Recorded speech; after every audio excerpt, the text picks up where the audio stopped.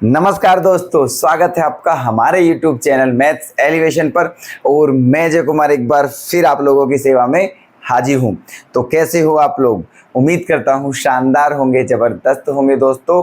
और जैसा कि आप जानते हो कि यूपी पुलिस कांस्टेबल री एग्ज़ाम बस कुछ ही समय बाद आपके सामने होगा दोस्तों। तो आप उसकी जो है तैयारी बहुत ही बेहतरीन तरीके से कर रहे होंगे और उम्मीद है दोस्तों कि आपकी प्रैक्टिस बहुत ही ज़ोर शोर से चल रही होगी।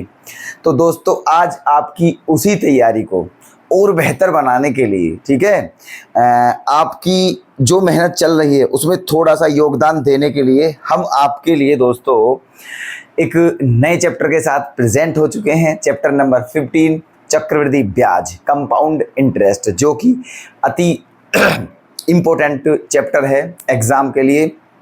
आपको पता भी है कि साधारण ब्याज, चक्रवृद्धि ब्याज, प्रॉफिट लॉस और एवरेज, ठीक है, परसेंटेज, मतलब कई ऐसे चैप्टर हैं, 8-10 चैप्टर जो बहुत मोस्ट हैं, ठीक है। तो दोस्तों हम बस आपकी सेवा में इसी प्रकार चैप्टर लाते रहेंगे, ठीक है। और हमने बोला था कि हम एग्ज़ाम से पहले जो आपका मैथ्स का सिलेबस है उसे कंप्लीट करके आपके हाथ में दे देंगे, ठीक है। तो जैसा हमने वादा किया है हम इसे ज़रूर पूरा करेंगे दोस्तों, ठीक है। तो आज चलते हैं आज के अपने नए सेशन की तरफ बिना टाइम गवाए बस। और आपसे केवल हमें हर बार की तरह, हर रोज़ की तरह बस दोस्तों यही कहना है कि प्लीज़ हमारा उत्साहवर्धन अवश्य करें दोस्तों, हमें मोटिवेट करते रहें, ठीक है। और हमारा मोटिवेशन क्या होता है? आपका प्यार और सपोर्ट हमारा मोटिवेशन होता है। बस प्यार और सपोर्ट में दोस्तों कोई कसर ना छोड़ें, ठीक है। बिल्कुल मुफ्त की चीज़ है, आप हमें प्यार और सपोर्ट देते रहें, ये बिल्कुल मुफ्त की चीज़ है। तो हमारा मोटिवेशन होता रहेगा और हम अधिक से अधिक, ठीक है, और आपके साथ मेहनत करने का प्रयास करते रहेंगे, ठीक है। तो आ जाइएगा मैदान में दोस्तों। चैप्टर नंबर 15 चक्रवृद्धि ब्याज, न्यू चैप्टर आपके सामने लेकर के आए हैं। कंपाउंड इंटरेस्ट बोलते हैं इंग्लिश में इसे, ठीक है। अच्छा, अब जैसा कि आप जानते हो कि हम किसी भी नए चैप्टर को जब लाते हैं तो उसके क्वेश्चन बाद में करते हैं, पहले उसके बारे में सारी इन्फॉर्मेशन को जान लेते हैं, उसके फॉर्मूले पढ़ते हैं, ठीक है, उसका अर्थ समझते हैं चैप्टर का, उसके बाद क्वेश्चन की तरफ हम चलते हैं। तो आज भी हमारा प्रोसेस यही होगा। ओके, देखिएगा, चक्रवृद्धि ब्याज समझो। पहले चक्रवृद्धि ब्याज क्या होता है देखो। चक्रवृद्धि ब्याज जो होता है ना दोस्तों, वो उसे क्या बोलते हैं इंग्लिश में? कंपाउंड इंटरेस्ट बोलते हैं। तो चक्रवृद्धि ब्याज और साधारण ब्याज में, ठीक है, जरा सा अंतर है। वैसे तो बहुत अंतर है लेकिन वैसे जरा सा है, ठीक है। कैसे? साधारण ब्याज हमने आपको करा दिया है, इससे पहले चैप्टर था बिल्कुल, ठीक है, चैप्टर 14। तो साधारण ब्याज क्या होता है सबसे पहले ये एक बार बताना चाहेंगे, फिर चक्रवृद्धि ब्याज।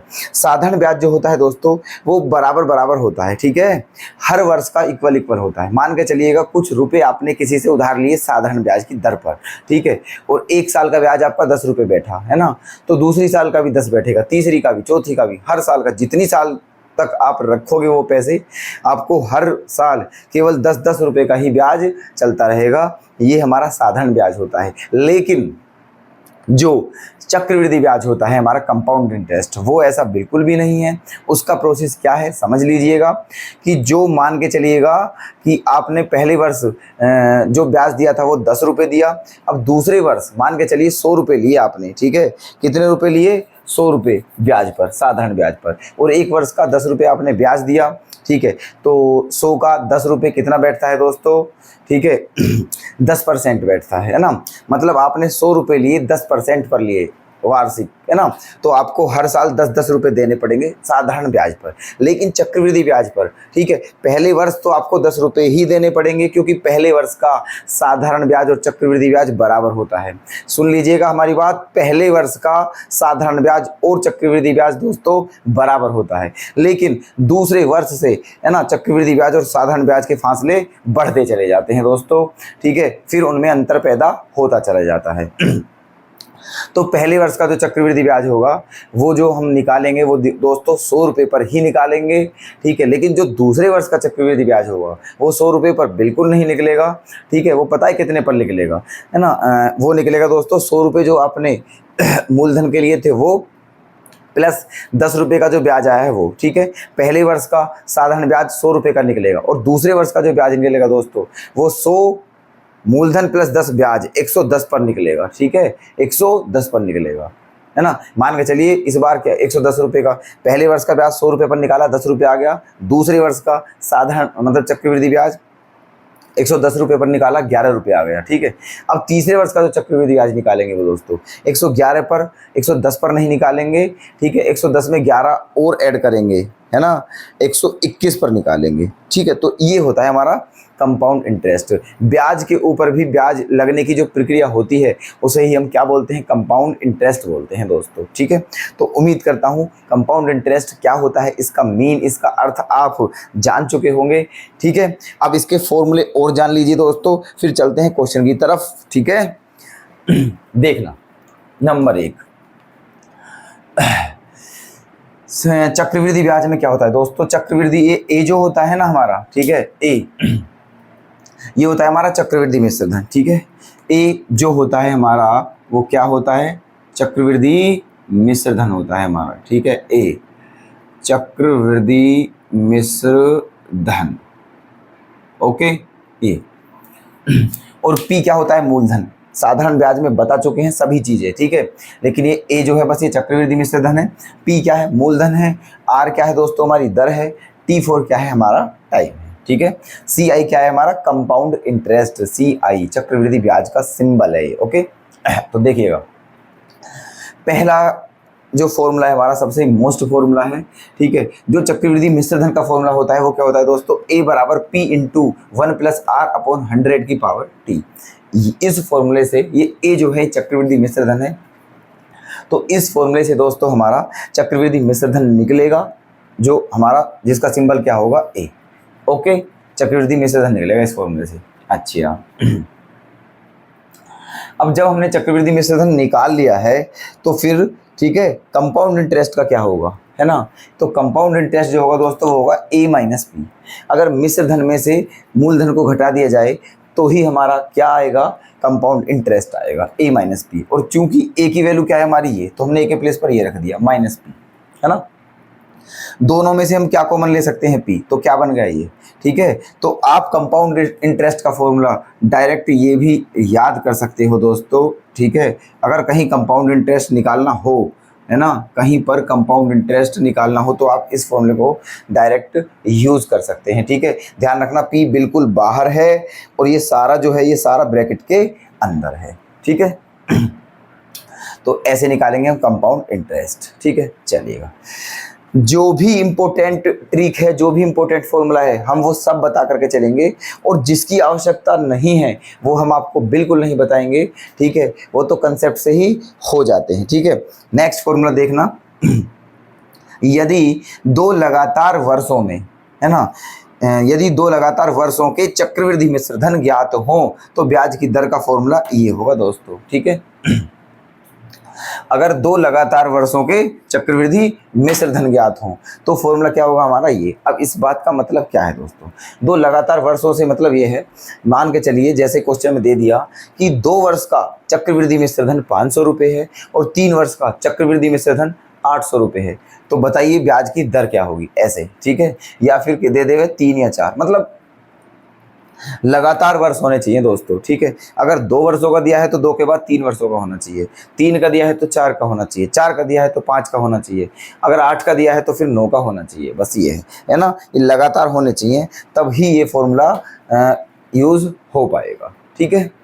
तो क्या है फॉर्मूला, ब्याज की दर कैसे निकलेगी, दोनों मिश्र धनों का अंतर, ठीक है, जो जो मिश्र धन दिए हैं उनका डिफरेंस, और बटे में पहला मिश्र धन, और गुणा में क्या आ जाएगा हमारा 100, ठीक है। ऐसे ना अगला फॉर्मूला क्या है दोस्तों हमारा, यदि कोई धनराशि T1 वर्ष में A रुपये हो जाती है और T2 वर्ष में A 2 रुपये हो जाती है तो ब्याज की दर फिर कैसे निकालेंगे हम, ठीक है। देखना इस फॉर्मूले में और इस फॉर्मूले में बस जरा सा अंतर है।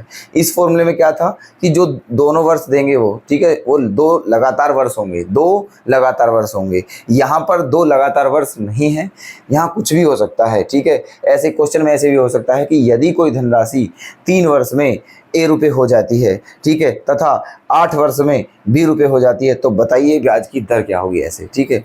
तो यहाँ लगातार होना आवश्यक नहीं है, यहाँ कुछ भी हो सकता है, तो तब हमें इस फॉर्मूले का यूज करना है, ठीक है।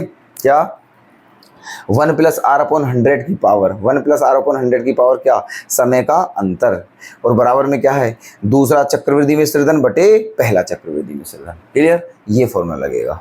नेक्स्ट पर आए, जब चक्रवृद्धि ब्याज एवं साधारण ब्याज का अंतर दिया हो, ठीक है, जब चक्रवृद्धि ब्याज एवं साधारण ब्याज का अंतर ज्ञात हो, और अंतर भी कितने वर्ष का होना चाहिए दोस्तों, हमारा 2 वर्ष का अंतर होना चाहिए। ठीक है, कितने वर्ष का होना चाहिए, 2 वर्ष का, तब इस फॉर्मूले को लगा सकते हैं हम, है ना। मान के चलिए क्वेश्चन में ये कह दिया है कि 2 वर्ष का चक्रवृद्धि ब्याज एवं साधारण ब्याज का अंतर 300 रुपये है ना, तो बताइए उसकी दर क्या होगी, या मूलधन, कुछ भी ऐसा पूछता है ना। तो फिर दोस्तों ये हमारा फॉर्मूला यूज होगा। ठीक है, क्या होगा ये, दोनों ब्याजों का अंतर बराबर मूलधन गुना दर बटे 100 का होल स्क्वायर। ठीक है, ये होगा दर बटे 100 का होल स्क्वायर। नेक्स्ट फॉर्मूला देख लीजिए, है ना, जब चक्रवृद्धि ब्याज तथा साधारण ब्याज का अंतर ज्ञात हो, लेकिन वो अंतर कितने का हो दोस्तों, 3 वर्ष का। ठीक है, देखो ये फॉर्मूला आप तभी यूज कर सकते हो जब 2 वर्ष का अंतर हो। कितने वर्ष का अंतर हो, 2 वर्ष का, लेकिन अगर 2 से 3 है, 3 वर्ष का अंतर है, तो फिर ये फॉर्मूला लगेगा दोस्तों। ठीक है, ध्यान रखना, है ना। 2 वर्ष के अंतर में क्या होगा, दोनों ब्याजों का अंतर बराबर मूलधन गुना दर बटे 100 का होल स्क्वायर, और अगर 3 वर्ष का अंतर है तो क्या होगा, दोनों ब्याजों में अंतर बराबर मूलधन गुना दर बटे 100 का होल स्क्वायर। ठीक है, इतना तो है ही, लेकिन इसके गुणा में क्या और आ जाएगा एक्स्ट्रा में, दर प्लस 300 अपॉन 100। ठीक है, तो जो पहला फॉर्मूला है वो सेम लिखेंगे, बस उसके गुणा में क्या कर देना है हमें, दर प्लस 300 बटे 100। ठीक है, नेक्स्ट ये किस्त वाला क्वेश्चन है दोस्तों। अगर किस्त वाला क्वेश्चन आ जाए, मान के चलो क्वेश्चन में दे दिया है कि यदि प्रत्येक किस्त x रुपए है, ठीक है, यदि प्रत्येक किस्त x रुपए है, और किस्तों हर बार बराबर बराबर ही जाती हैं, जो किस्तों वाले क्वेश्चन होते हैं उनमें जो किस्तें होती हैं वो इक्वल ही जाती हैं। ठीक है, तो x रुपए की किस्त है प्रत्येक किस्त, है ना, और उधार की जो कुल राशि है वो p रुपए है। तो बताइए p का मान क्या होगा। ठीक है, p का मान मतलब p, है ना, और ये क्या है हमारा, x रुपए की किस्त है, r दर है, इन सब का रिलेशन है ये। ठीक है, p r और x का, समझ गए क्या क्या है ये फॉर्मूला। ठीक है, अगर प्रत्येक किस्त हमारी कितनी हो दोस्तों, x रुपए की, है ना, प्रत्येक किस्त कितनी हो, x रुपए की, और टोटल उधार ली गई जो धनराशि है वो कितनी होनी चाहिए, p रुपए की, तब हमारा इस फॉर्मूले को हम क्या कर सकते हैं, यूज कर सकते हैं। क्या है ये, x upon 1 plus R upon 100 plus x upon 1 plus R upon 100 का whole square plus x upon 1 plus R upon 100 की पावर 3। ठीक है, तो जितनी भी किस्त आए, अभी देखो प्लस करके डॉट डॉट डॉट लगा दिया हमने, जितनी भी किस्त हो, यहाँ कितनी किस्तें हैं, ये 3 किस्तें हैं, पहली, दूसरी, तीसरी, चौथी किस्त होती तो क्या आ जाता, प्लस x बटे 1 प्लस आर अपॉन 100 की पावर 4। ठीक है, जितनी किस्तों उसी प्रकार लेना है, और ये सब किसके बराबर होगा दोस्तों, हमारा मूलधन के बराबर होगा, p के।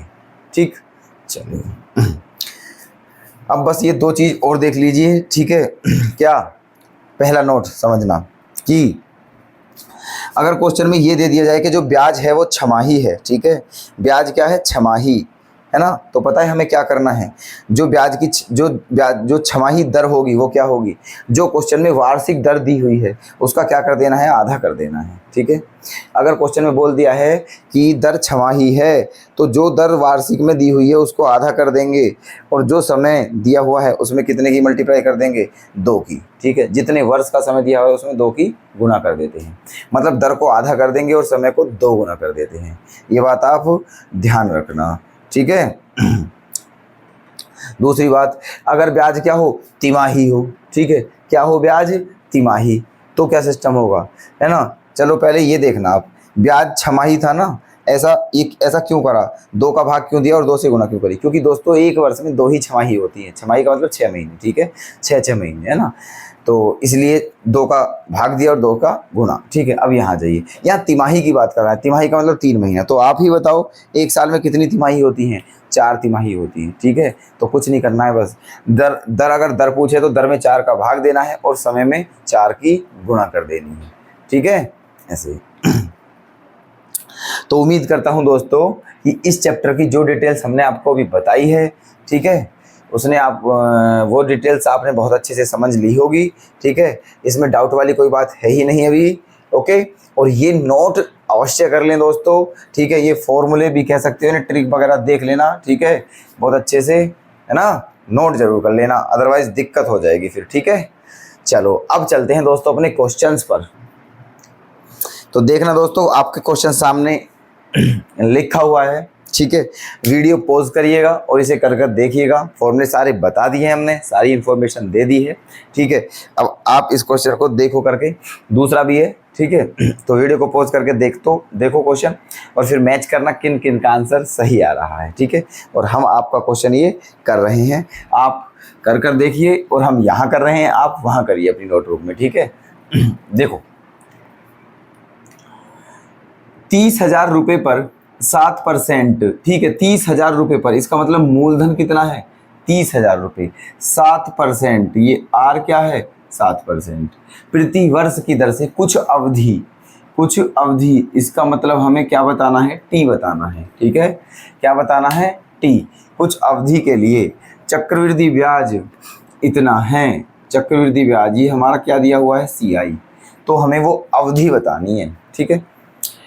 मूलधन भी दिया हुआ है, दर भी दी हुई है, और चक्रवृद्धि ब्याज भी दिया हुआ है, समय पूछा है दोस्तों, ठीक है। अच्छा देखो क्या होता है, चक्रवृद्धि ब्याज का फॉर्मूला क्या बताया था हमने, ठीक है, P बाहर लेकर 1 + R/100 की पावर T और -1, ठीक है, ये बताया था हमने चक्रवृद्धि ब्याज का फॉर्मूला, ठीक है। चलो रखिएगा, देखो CI कितना है हमारा, ये 4347, P कितना है 30,000, 1 + R कितना है हमारा 7% यहाँ, है ना, 1 + 7/100, ठीक है, और T बताना है, और माइनस क्या है 1, ठीक। अब क्या करना है हमें, ये अगर यहाँ ले जाएं तो ये बटे में आ जाएगा, ठीक है, तो ले आइए,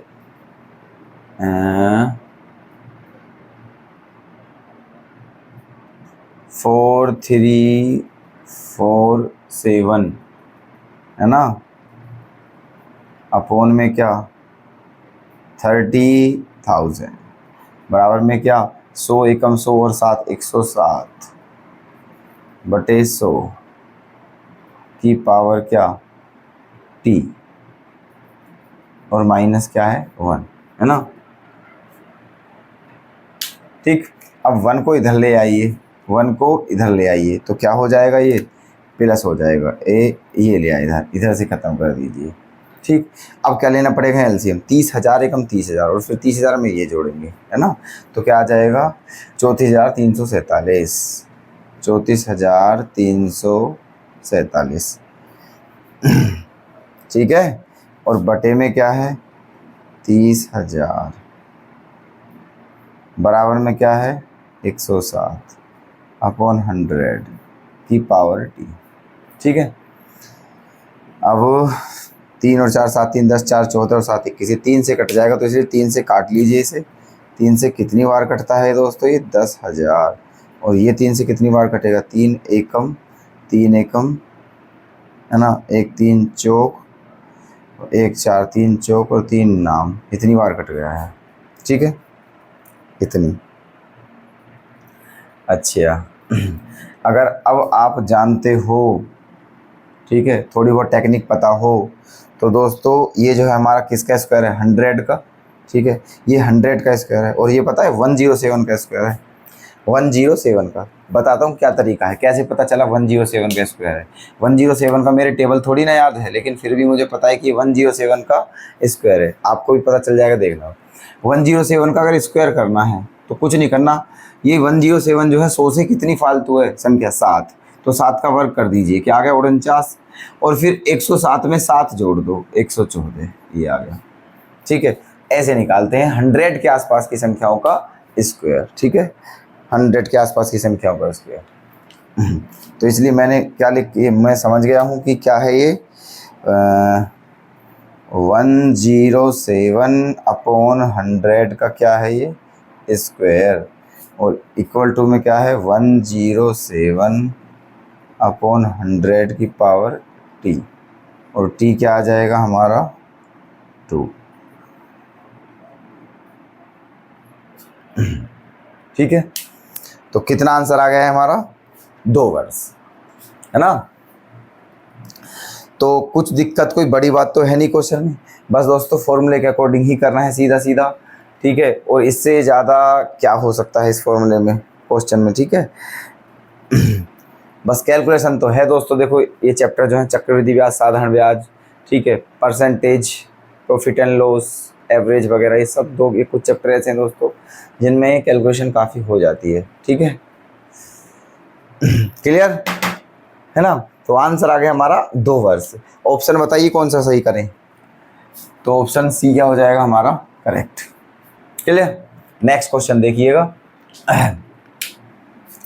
यदि ब्याज की गणना प्रति वर्ष के आधार पर की जाए तो 8,000 रुपये की, इसका मतलब ये क्या है हमारा मूलधन, है ना, 8,000 रुपये की राशि 2 वर्षों में, ये क्या है टी, 8820 रुपये हो जाएगी, ये क्या है ए, ठीक है। इतने रुपए की राशि इतने वर्षों में इतनी हो जाएगी, ये बताना है ना। यदि ब्याज की गणना प्रति वर्ष के आधार पर की जाए तो इतने की राशि 2 वर्षों में हो जाएगी, ठीक है। इसका मतलब हमें दर बतानी है दोस्तों, क्या बताना है दर, ठीक है। चलो फॉर्मूला क्या होता है हमारा, है ना, फॉर्मूला होता है दोस्तों हमारा A बराबर P इंटू 1 प्लस R/100 की पावर t, ठीक है। अब सोच लेना, पहले पहले क्वेश्चन कर रहे हैं हम इसलिए फॉर्मूला लिख दिया है, फिर डायरेक्ट हम यूज़ करेंगे, फॉर्मूला नहीं लिखेंगे, ठीक है। इसलिए आप लर्न कर लेना फॉर्मूले, ठीक है। ज़रूर, बिना लर्न करने फॉर्मूले बात नहीं बनने वाली है, तो करने तो पड़ते हैं दोस्तों, ये आज करो चाहे कल, तो क्यों ना आज ही कर लिया जाए, ठीक है। ये हो गया फॉर्मूला। अब देखना ए कितना है हमारा 8820 रुपये, 8820, और पी क्या है 8,000, 1 प्लस आर कितना निकालना है बटे 100 की पावर 2, ठीक। तो एक जीरो से ये जीरो क्या होगी कैंसिल, 4 दूनी 4 दूनी 4 एकम, और 4 एकम, ये आ गया है। इसके बटे में ये पहुंच जाएगा दोस्तों 221 बटे 100 का स्क्वायर बराबर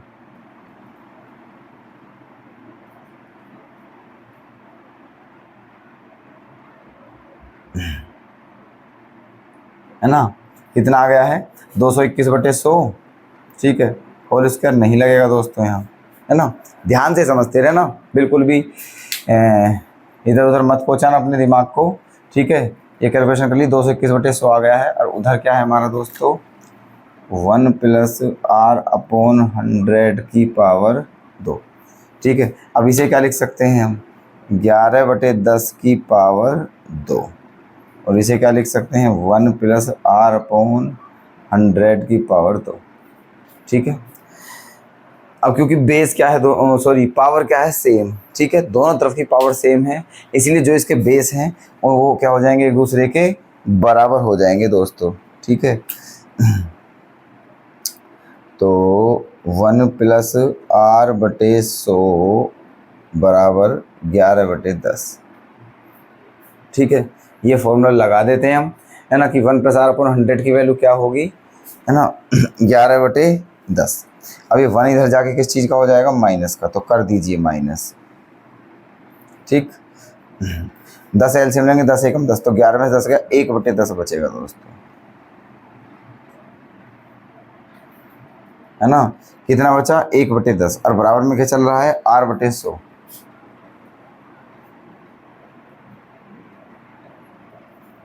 R/100, और बराबर में क्या बचा 1 बटे 10, 10 से कितनी बार 10 बार,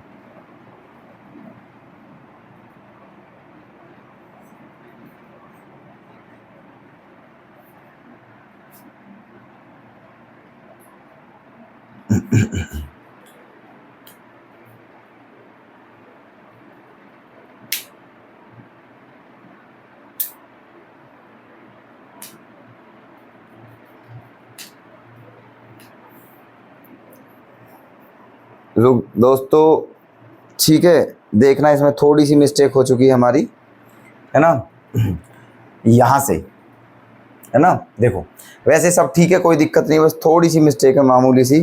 देखना क्या, ये है और ये है, एक जीरो से कैंसिल। ये दोस्तों 4 से काटा है मैंने, 4 से बिल्कुल नहीं कटेगा, ये 2 से ही कटेगा। और है ना, ये 2 से कटेगा दोस्तों। कितनी बार,